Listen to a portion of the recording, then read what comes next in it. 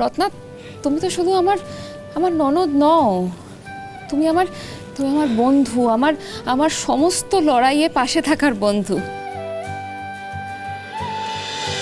সাবাস, তুই দেখিয়ে দিলি। সোম আমাদের সোনার টুকরা ছেলে, যা বলে তাই করে। আরে শুধু সমুদা একা নাকি, আমাদের পার্বতী বৌদিও তো সঙ্গে ছিল। দিয়েছে তো একেবারে রায় সাহেবের মুখে ঝামা কষে। আচ্ছা আচ্ছা, হয়েছে, অনেক হয়েছে। এবার সবাই মিলে বলো তো, জয় মা ভুবনেশ্বরী, জয় মা ভুবনেশ্বরী, জয় মা ভুবনেশ্বরী। হ্যাঁ হ্যাঁ, আরো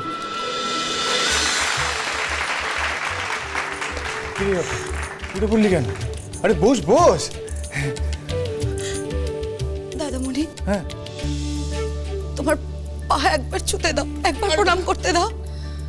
তুমি শুধু আমাকে আশীর্বাদ করো যেন যেন এই অধিকার আমি সারা জীবন বহন করতে পারি।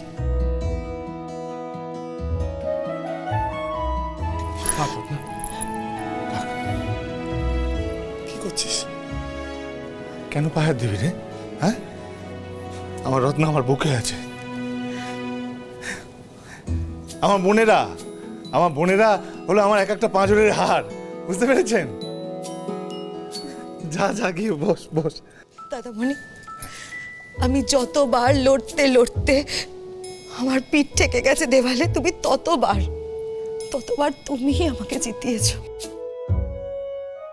কেউ কাউকে জিতিয়ে দিতে পারে না রত্না, পাশে থাকতে পারে। তোমার লড়াই তুমি একাই জিতেছ, সোম শুধু তোমার পাশে থেকেছে। আর তোমাকেও তো কতবার আমি চেষ্টা করেছি হারাবার, তুমি কিন্তু কখনো আমার হাত ছাড়োনি।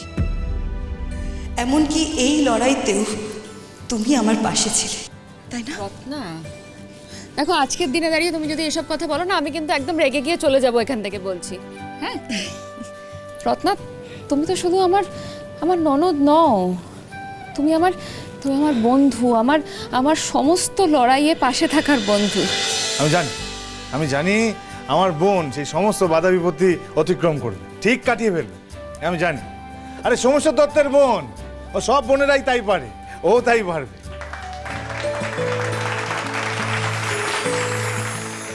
স্যার, কনগ্রাচুলেশন, আজ আমি আমার স্কুল যোগ্য উত্তরসূরির হাতে তুলে দিলাম। এটা তুমি নাও, আমি তোমার জন্যই নিয়ে এসেছি এনসাইক্লোপিডিয়া।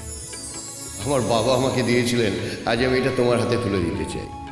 জানি আজকের ইন্টারনেটের যুগে এটার খুব একটা প্রয়োজনীয়তা হয় না, তাহলেও এটার সাথে আমার আশীর্বাদ মিশে আছে।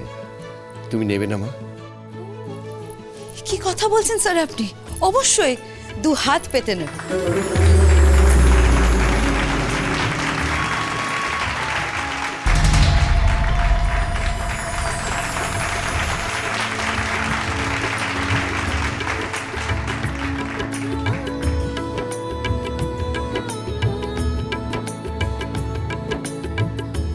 নিজের জয়ে এত আনন্দ ভালো না, জয়ের পরেই ভয়ের মুখোমুখি হতে হয়।